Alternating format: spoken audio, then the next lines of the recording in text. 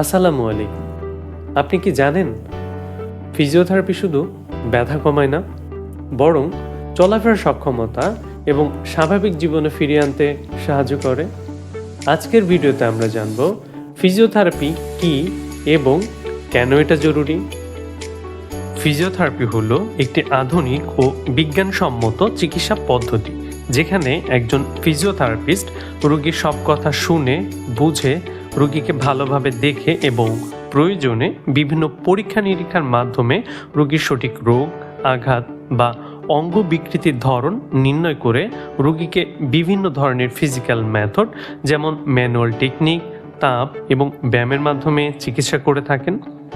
সড়ক দুর্ঘটনা, শারীরিক প্রতিবন্ধিতা, বিকলাঙ্গতা, পক্ষাঘাত এবং বড় কোনো অস্ত্রোপচারের পর রোগীর স্বাভাবিক জীবনে ফিরে আসার ক্ষেত্রে ফিজিওথেরাপির ভূমিকা অনস্বীকার্য। ফিজিওথেরাপির প্রকারভেদ। একজন ফিজিওথেরাপিস্ট রোগীর রোগ বর্ণনা, physical test, physiotherapeutic special test, প্রয়োজন সাপেক্ষে বিভিন্ন রেডিওলজিক্যাল টেস্ট এবং প্যাথোলজিক্যাল টেস্টের মাধ্যমে রোগ নির্ণয় বা ডায়াগনোসিস করে থাকেন। ফিজিওথেরাপি নিতে আসা প্রত্যেকটা ব্যক্তির চিকিৎসকগণ রোগীর সুনির্দিষ্ট প্রয়োজন অনুসারে বেশ কিছু থেরাপি পছন্দ করে নেন। ফিজিওথেরাপি বিশেষজ্ঞগণ তাদের বিশেষ জ্ঞান অনুযায়ী অর্থোপেডিক, নিউরোলজি, গাইনি কিংবা শিশু রোগের চিকিৎসা দিয়ে থাকেন। বিশ্বের বিভিন্ন দেশের মতো বাংলাদেশেও ফিজিওথেরাপির উপশাখার বিশেষজ্ঞ ফিজিওথেরাপি চিকিৎসকগণ রয়েছেন।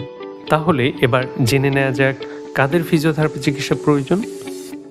1. স্নায়ুতন্ত্রের সমস্যা, স্ট্রোক, আঘাত অথবা শল্য চিকিৎসায় অনেকে স্নায়ুতন্ত্রের জটিলতায় ভুগে পঙ্গুত্ব বরণ করে।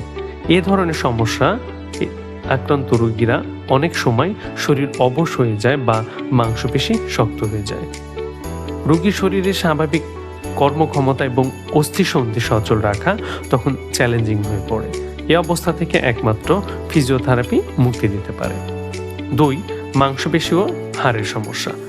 অনেক সময় দেখা যায় হাড় ভেঙে গিয়ে জোড়া লাগার পর আঘাতপ্রাপ্ত অংশের মাংসপেশি ও হাড় ঠিকমতো কাজ করে না বা কাজ করতে অনেক সময় নেয়। এক্ষেত্রে আক্রান্ত রোগীদের ফিজিওথেরাপি দেওয়ার প্রয়োজন পড়ে। 3. পোড়া রোগীদের জন্য। পোড়া রোগী দীর্ঘদিন ধরে মাংসপেশি সংকুচিত হয়ে থাকে। এ অবস্থায় অনেকে স্থায়ীভাবে পঙ্গুত্ব বরণের আশঙ্কায় থাকেন। যদি নিয়মিত ফিজিওথেরাপি নেওয়া হয় তাহলে স্থায়ীভাবে পঙ্গুত্ব বরণের ঝুঁকি থেকে মুক্ত পাওয়া যায়। 4. শিশু রোগের ক্ষেত্রে কিছু শিশু জন্মগতভাবে প্যারালাইসিস বা সেরিব্রাল পালসি ও মেরুদণ্ডের সমস্যায় আক্রান্ত হয়ে জন্ম নেয়। এই সকল শিশুদের ফিজিওথেরাপি দেওয়ার প্রয়োজন পড়ে। 5. হৃদরোগ ও ফুসফুসের সমস্যায় বুকে কফ জমা, শ্বাসকষ্ট, নিউমোনিয়া আক্রান্ত রোগীদের ফিজিওথেরাপির প্রয়োজন পড়ে। তাছাড়া হৃদযন্ত্রের অস্ত্রোপচারের আগে এবং ইন্টেনসিভ কেয়ার ইউনিট বা আইসিইউ রোগীদের ক্ষেত্রেও ফিজিওথেরাপির প্রয়োজন হয়। 6. হাঁটু ব্যথার ক্ষেত্রে। হাঁটু ব্যথা অনেক কারণে হয়, তবে সবচেয়ে বেশি অস্টিওআর্থ্রাইটিস জনিত হাঁটু ব্যথা, যেমন চলাফেরার সমস্যা, সিঁড়ি দিয়ে ওঠা নামার সমস্যা, দাঁড়িয়ে নামাজ পড়াটা অনেক ক্ষেত্রেই বিছানায় বন্দী হয়ে যায়। এই সমস্যা থেকে মুক্তি পেতে ফিজিওথেরাপি চিকিৎসার প্রয়োজন। শল্য চিকিৎসায় বা অস্ত্রোপচারের আগে এবং পরে।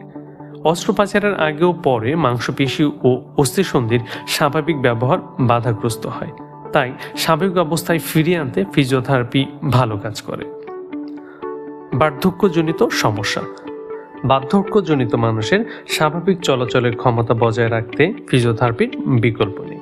এছাড়াও খেলাধুলাজনিত ব্যথা সহ নানা সমস্যাতে ফিজিওথেরাপি ব্যবহার হয়।